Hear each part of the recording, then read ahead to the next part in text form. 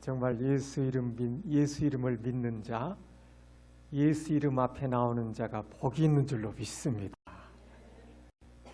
우리를 주께서 참으로 복된 사람이 되게 하신 것을 감사드리고 찬양합니다. 오래전 제 젊은 날 제가 군대를 늦게 갔습니다.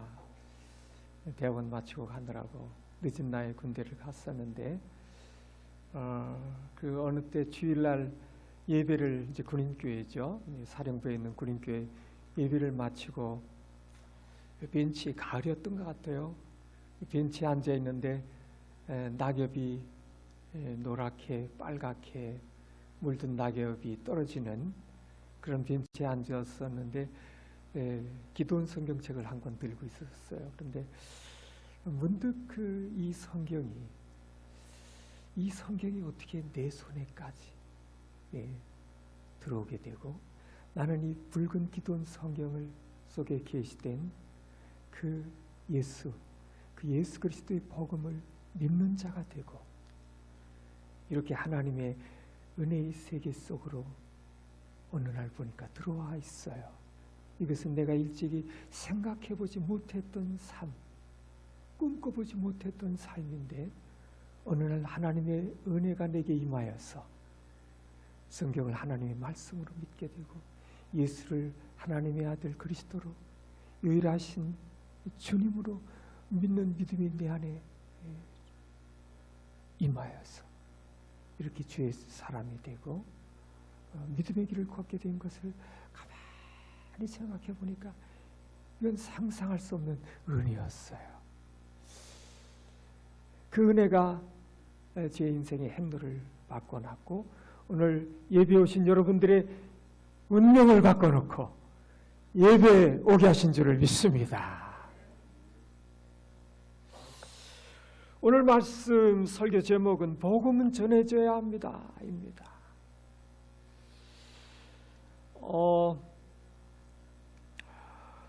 지금 우리가 사는 이 세상은 소식이 범람하는 세상이 되었습니다. 눈만 뜨면 아침에 일어나자마자 뉴스, 소셜미디어, 수많은 광고들, 수많은 소리들로 정말 그런 소리들로 가득한 세상을 우리가 살아가고 있지 않습니까? 이 모든 소리 속에서 우리는 때때로 혼란스럽고 때때로 피로감을 느낄 때가 있습니다. 그러나 정작 이처럼 소음이 가득한 세상 속에서 우리의 영혼을 살리고 우리의 영혼의 평안을 가져다주는 복음의 소리는 점점 희미해지고 있는 것 같아요. 세상의 소리는 좀 더 크게 라우드리 끊임없이 더 크게 시끄럽게 들려오고 우리를 살리는 복음의 소리는 점점 희미해져만 가는 것 같은 그런 세상을 우리가 살고 있어요. 이러한 시대 속에서 하나님의 은혜와 믿음으로 살아가는 우리들에게 가장 본질적이고 중요한 사명은 무엇일까? 그것은 복음을 전파하는 일인 줄로 믿습니다. 오늘 우리가 그리스도인이 되었다는 것은 과연 무엇을 의미하고 있는 것일까요? 그것은 우리가 복음을 듣고요. 또 우리가 들은 복음을 마음으로 믿고 받아들이고요. 입으로 시인하여 구원받은 그리스도인, 하나님의 자녀, 주의 백성이 되었다는 것일 것입니다.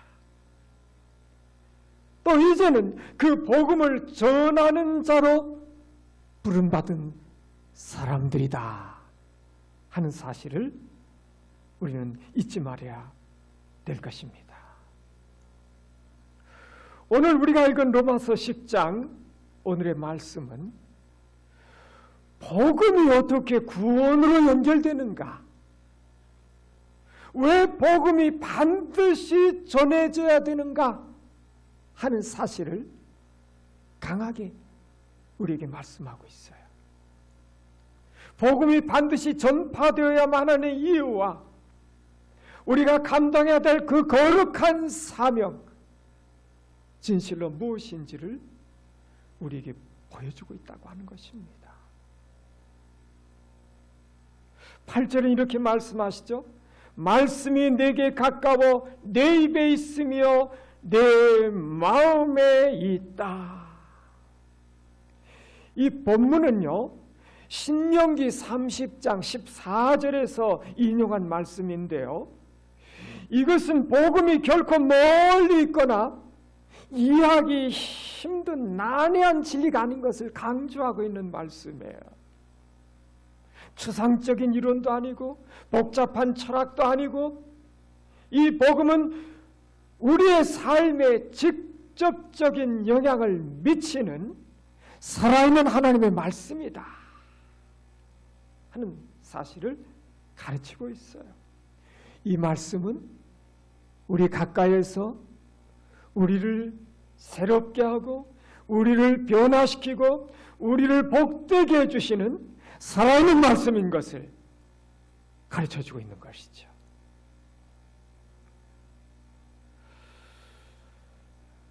구절 말씀을 다시 한번 같이 볼까요? 다 같이 한번 읽어봅시다. 시작. 내가 만일 내 입으로 예수를 주로 시인하며 또 하나님께서 그를 죽은 자 가운데서 살리신 것을 내 마음에 믿으면 구원을 받으리라. 아멘. 복음의 핵심, 기독교 복음의 핵심이 명확하게 기록되어 있어요. 기독교 복음의 핵심입니다. 이 한 절 안에 우리의 구원이 어떻게 이루어지는가에 대한 모든 진리가 담겨 있다고 하는 것입니다. 먼저는 마음으로 믿는 것입니다. 그럼 마음으로 믿는다는 것이 과연 뭘까요? 이것은 어떤 감정적 동의나 지적인 이해를 넘어서서 전인격적인 신뢰와 의탁을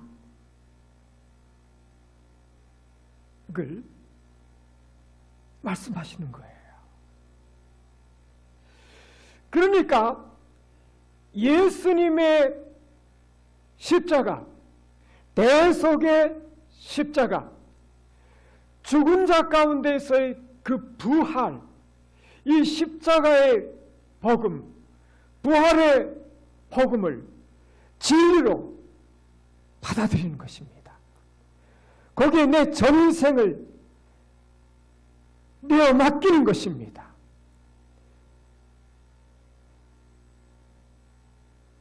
그것은요,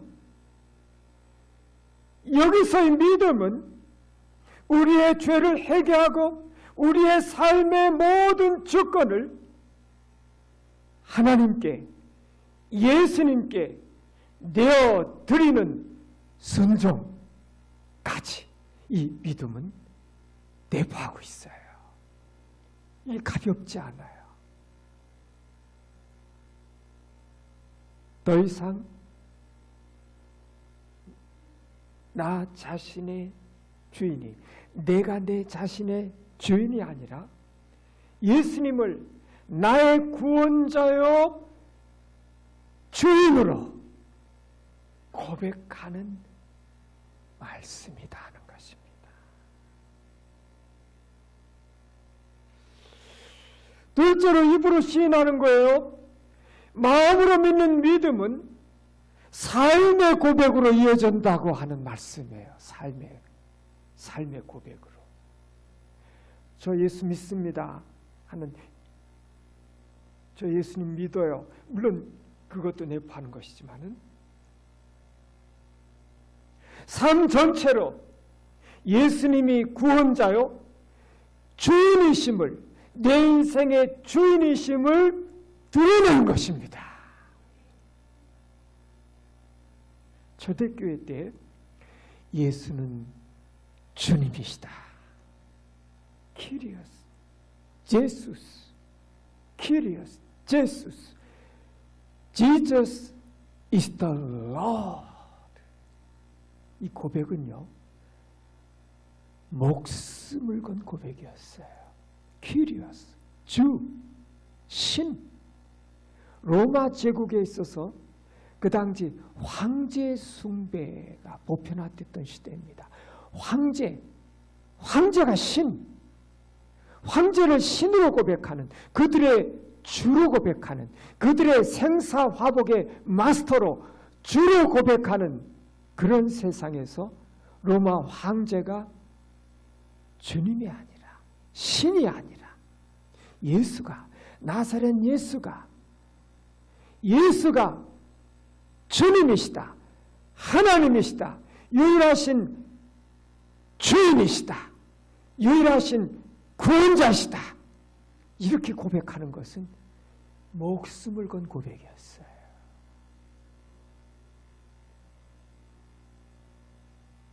오늘날 어떤가요? 이 고백, 예수를 주님으로 믿고 삶의 고백으로 드리며 살아가게 될 때 삶의 현장에서 어떤가요? 경험하는 것. 두 가지가 있을 수 있어요. 똑같은 그리스도인들, 직장에서 드러나지 않았는데 용감하게 탁 치고 나가는 거예요. 뭐 회식 때, 무슨 일이 있을 때 축축 보니까 저 예수 믿습니다. 저 그 시간 교회 예배 드려야 됩니다. 저 예수 믿어서 음주 안 합니다. 자신을 분명하게 믿는 자로 드러내고 담대하게 이렇게 나오는 그 직장 상사, 동료, 후배들 보면 도전도 받고 용기도 생기고 우리 동역자가 저기 있네, 믿는 자가 저기 있네, 힘을 얻을 때도 있고요.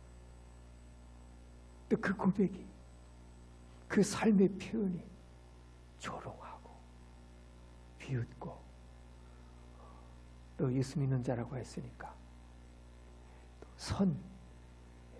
선을 요구하고,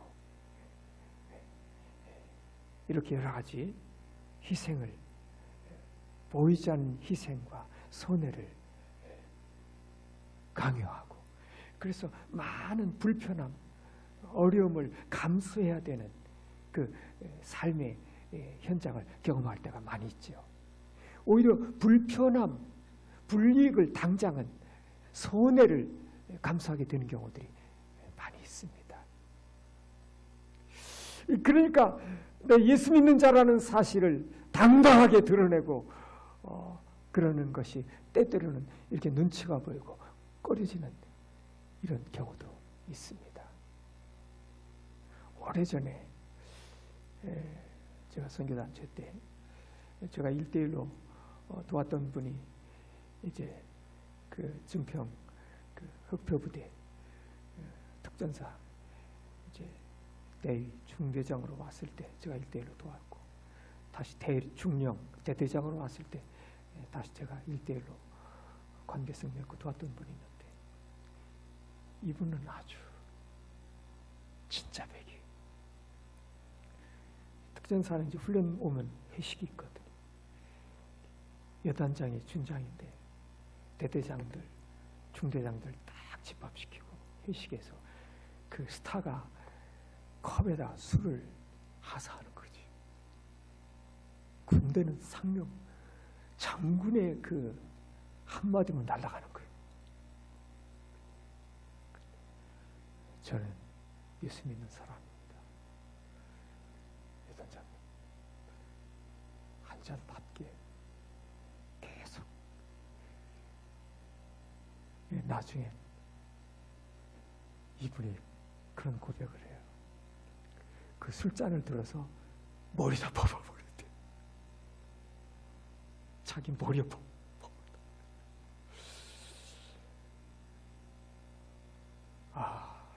보통 일이 아니잖아요. 그분은 끝까지 참 그리스도인으로 살았어요. 멋있던 분이에요. 이 쉽지가 않은 거예요, 그만큼.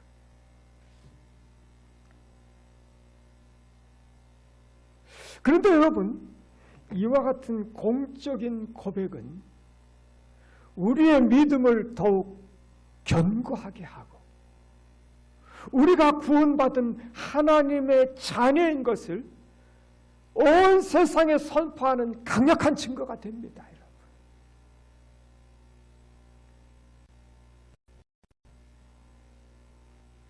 누구든지 그를 믿는 자는 부끄러움을 당하지 아니하리라. 누구든지 차별이 없네요. 복음의 보편성입니다. 복음이 특정한 민족이나 이스라엘 민족이나 특정한 계층이나 특별한 자격을 갖춘 사람들에게만 주어지는 것이 아님을 분명하게 말씀하고 있어요. 복음은 모든 인종, 모든 계층, 모든 사회적 배경을 초월한 구원인 것을 말씀하고 있다는 것입니다, 여러분.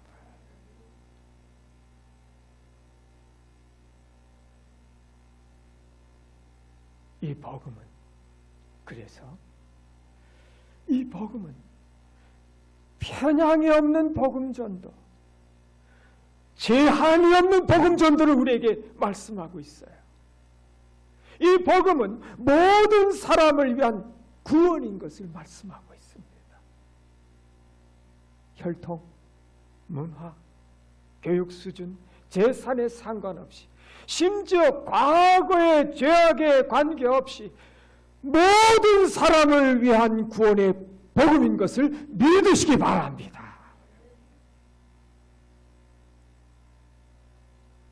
열려 있습니다. 모든 사람에게 열려 있는 것이 복음이다 하는 것이죠. 어떤 사람도 복음에서 제외될 수 없어요. 어떤 사람도 스스로 구원받을 자격이 없다고 생각할 필요가 없습니다. 우리 주변에는 한 번도 복음을 제대로 듣지 못한 사람들이 많습니다.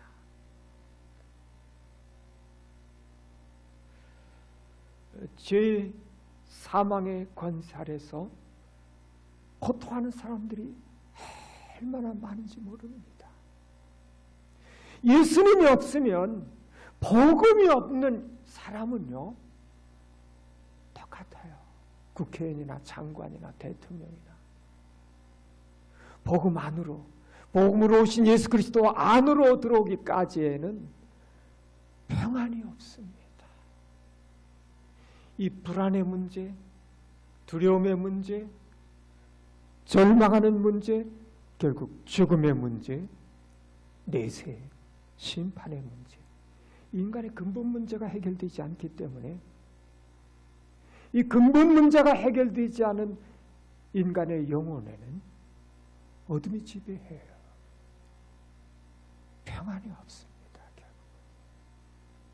그 대통령, 그 가끔 전직 대통령 점치었던 얘기 나오잖아요. 그러니까 뭐 국무총리를 하고 하버드 박사를 하고 뭐 해도 예수, 신앙, 하나님을 믿는 믿음, 예수 그리스도를 믿는 믿음이 없으면요 결국은 인간의 영혼을 지배하는 것은 결국 불안, 두려움, 허무입니다. 결국은 하나님을 찾지 않으면 미신 우상 숭배하게 되어 있어요. 누구든지의 범주 안에 복음을 듣지 못한 사람들, 이 안에 다 들어가 있는 거죠. 구원받을 자들이죠. 복음은 모든 사람을 위한 생명의 소식이며 차별 없이 전해져야 할 희망의 메시지인 줄을 믿습니다. 그런데 이 복음은 어떻게 된다고요? 전해져야 들을 수 있어요. 복음 전도의 필연성과 논리적인 근거를 이렇게 말씀하고 있죠. 같이 한번 읽어볼까요? 시작. 그런즉 그들이 믿지 아니하는 이를 어찌 부르리요? 듣지도 못한 이를 어찌 믿으리요? 전파하는 자가 없이 어찌 들으리요? 보내심을 받지 아니하였으면 어찌 전파하리요? 하매. 복음 전달의 논리적 구조입니다. 먼저 보냄을 받아야 돼요. 보냄 받은 사람이 있어야 돼요. 모든 그리스도인들은 대비임력, 모든 민족으로 제자를 삼아 아버지와 아들과 성령 이름으로 세례를 주고 내게 들은 모든 것을 너에게 분부한 모든 것을 가르쳐 지키게 하라. 대위임령이잖아요. 이 대위임령을 따라 세상으로 보냄을 받은 자들이 모든 그리스도인들입니다. 그리고는 전하는 그리스도를 증거하는 삶의 자리에서 증거하는 행위가 있게 되고 그때 증거되어지는 그 복음을 들을 수 있어야 되고 그때 들려오는 복음을 듣고 믿고 부르게 되므로 구원을 받게 되는 이 복음 전달의 구조, 복음의 흐름의 구조를 우리는 알아야 됩니다. 먼저 보냄을 받은 자죠. 너희는 가서 모든 민족을 제자로 삼아라. 보냄, 모든 그리스도인들은 세상으로 보냄을 받은 사람들입니다. 우리의 직업, 직장, 가정, 이웃, 학교, 이 모든 것이 우리의 선교지입니다. 여러분은 선교사로 부름 받은 사람들입니다.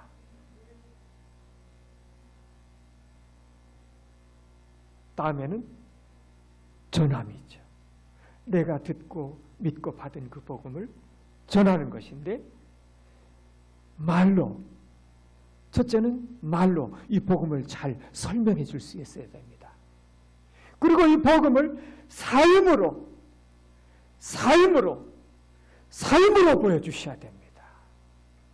그 복음을 받은 사람, 복음을 통해서 전해진 그 예수를 믿고 구원받은 그리스도인, 그 그리스도인들의 삶을 통해서 먼저 세상 복음과 예수 그리스도를 모르는 사람들이 관심을 갖고 나오는 것은 그 복음이 있는 복음을 가진 사람들의 삶을 통해서 은혜 받고 다가와요. 거기서부터 시작이 돼요. 복음은 몰라도 그 복음을 가진 사람, 그 복음을 삶으로 살아내는 사람들 좋은 영향력이 있거든요. 뭔가 달라도 다른 게 있어요. 그 삶을 보고 다가옵니다. 그 삶을 보고서 듣고자 해요. 간증이죠. 하나님께서 주께서 내 인생에 오셔서 나에게 어떠한 일을 행하셨는지, 어떠한 나를 살리시고 구원하셨는지, 새 인생을 살게 하셨는지 간증입니다. 이렇게 복음은 전해지는 것이죠. 그때 복음이 들려지는 거 아닙니까? 복음은 들려져야 돼요. 복음은 들려져야 돼요. 철저하게. 그들의 언어로 그 문화적 배경을 이해하면서 다 다르잖아요. 그들의 살아온 삶의 환경, 배경, 문화 다 다르잖아요. 그들의 언어로, 그들의 문화적 배경을 이해하며 그리고 그들의 필요를 채워주는 방식으로 복음은 전해져야 됩니다. 19세기 말 조선의 복음이 들어왔을 때 학교, 선교사들을 통해서 학교가 세워지고 병원이 세워졌잖아요. 학교와 교육기관, 병원, 그리고 또 실제적인 구제, 고아원도 짓고 학교도 짓고 병원도 짓고, 그래서 실제 삶의 고난 속에, 아픔 속에, 어려움 속에 있던 이들의 삶 속으로 다가 들어가고 마음을 열고 나올 때 복음이 쏙 들어가 버린 것이죠.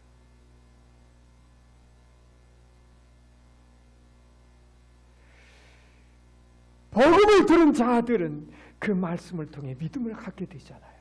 그 믿음을 통해 예수님의 이름을 부르게 되고, 이 과정에 성령께서 역사하셔서 사람들의 마음을 열고 죄를 깨닫게 하고 예수님을 구주로 영접하게 하시는 역사가 일어나잖아요. 그래서 결국은 구원에 이르게 되죠. 이 모든 과정을 통해서 비로소 구원이 완성되는 것이죠. 복음의 전달은 생명의 물줄기처럼 보냄을 받은 자로 시작돼서 듣는 자에게 흘러들어가 구원에 이르게 하는 놀라운 과정인 것입니다. 여러분, 오늘 여러분 구원받은 주의 자녀, 주의 백성이 된 데에는 이와 같은 과정이 있게 된 거지요. 저절로 생겨난 거 아니잖아요. 자, 이 과정에서 복음을 듣게 하는 복음의 전달자들, 전도자의 발, 성경은 아름답도다, 좋은 소식을 전하는 자들의 발이야. 전도자의 발은 아름다운 발. 저는 세상에서 가장 아름다운 애기들의 발도 아름답지만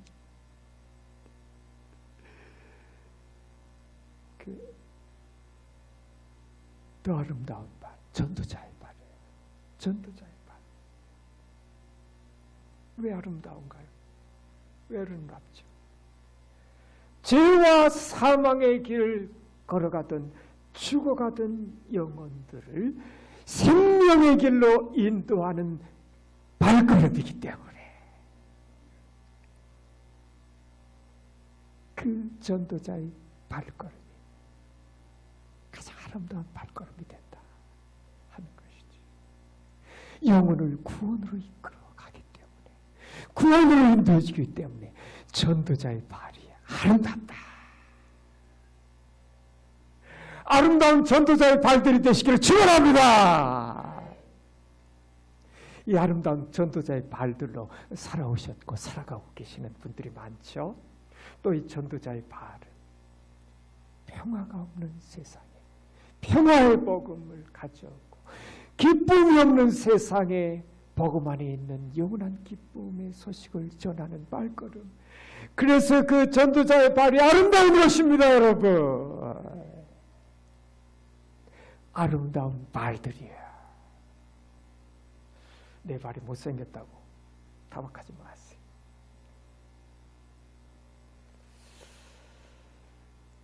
믿음은 들음에서, 들음은 그리스도의 말씀으로 말미암았느니라. 믿음은 들음에서입니다. 여러분, 믿어야, 믿음이 들어와야, 믿음이 생겨야 구원이 맞잖아요. 구원받게 되잖아요. 그런데 그 믿음은 그리스도의 말씀을 들을 때, 그리스도의 말씀이 내 영혼의 귀에 들려올 때에 믿음이 생겨나요, 여러분.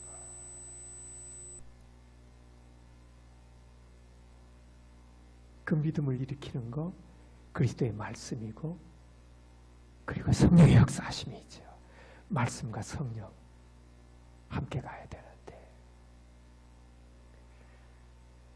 사랑하는 여러분, 복음을 듣는 모든 사람들이 마음을 열어 복음 영접하지는 않아요. 순종하지는 않아요. 거절하는 사람들도 많아요. 그래서 복음 전하다가 시험 들고 상처받고 돌아오는 사람들도 많잖아요. 오래전에 전도자 훈련하는 모임에 한번 갔더니 그 경기도 어느 교회에 아주 전도왕으로 소문난 권사님이 한 분 있어요. 1년에 몇백 명씩 그냥 막 전도하는. 그런데 이분 간증이 아파트 전도하는데 똑같은 데를 이제 5번, 6번, 7번 가니까 이 입주자가 화딱지가 나니까 그날은 문을 활 열더니 대문을 담아가지고 세상에 형제도 아니고 여자 자매한테 대문을 잔뜩 담았다 문을 확 열으니까 세숫대 문을 그냥 확 뽑아버리더라는 거예요. 그러면 이제 정내미가 떨어져서 안 놀 거. 그 다음에 또 찾아와서 또 누르더라는 거예요. 완전히 항복해버리고 나중에 이제 이 양반이 찰신자가 됐는데 간증입니다. 그게.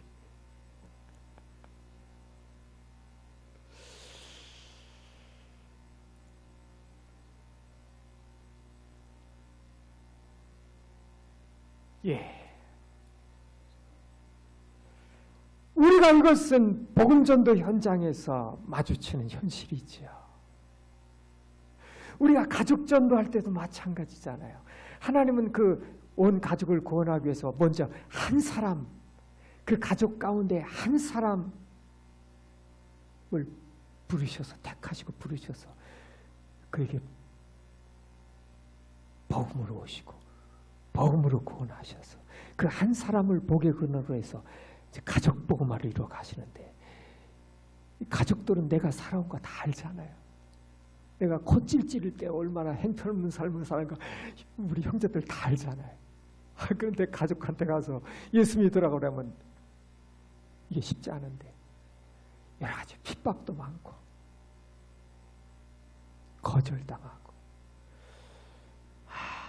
어떤 면에서는 가족 복음화가 가장 절박한데 가족 복음화가 어려울 수도 있고 그런데 하나님은 그 가정에 한 사람 주 예수를 믿으라 너와 내 집이 구원을 얻으리니 한 사람의 복음 전도자를 통해서 온 가족을 구원하시는 하나님의 섭리를 믿으시기 바랍니다. 결국은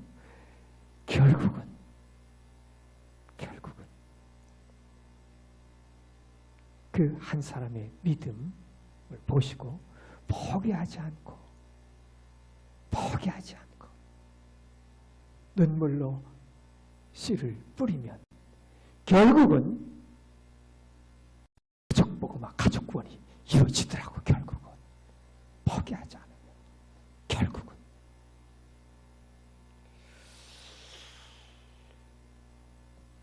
사랑하는 여러분, 그러니까 뭐예요? 낙심하지 말고 끝까지 포기하지 말고 복음을 전하는 것입니다. 결과는 하나님께 맡기셔야 됩니다, 여러분. 우리가 할 일은 끝까지 포기하지 않고 전하는 거예요. 가는 것입니다. 믿음은 말씀을 들을 때 생긴다고 그랬죠. 믿음의 조건, 복음의 말씀이 전해져야 되는 것입니다. 그리스도의 말씀을 들을 때 참된 믿음이 생겨난다고 그랬죠. 그 하나님의 말씀은 우리의 영혼을 변화시키는 능력이다 하는 것이죠. 그렇다면 우리가 할 일은 뭘까 하는 거예요. 전하는 거예요, 여러분. 전하는 거예요. 결과는 하나님께 맡기고 전하는 것입니다, 여러분. 우리는 사람들이 복음을 들을 수 있는 통로 역할을 하는 것입니다. 통로가 되는 거예요. 오늘날 사람들은 많은 소리들에 노출되어 있습니다. 수많은 눈만 뜨면 컴퓨터만 열면 TV만 켜면 수많은 정보들이 그냥 뭐 밤새도록 쏟아지고 있어요. 계속.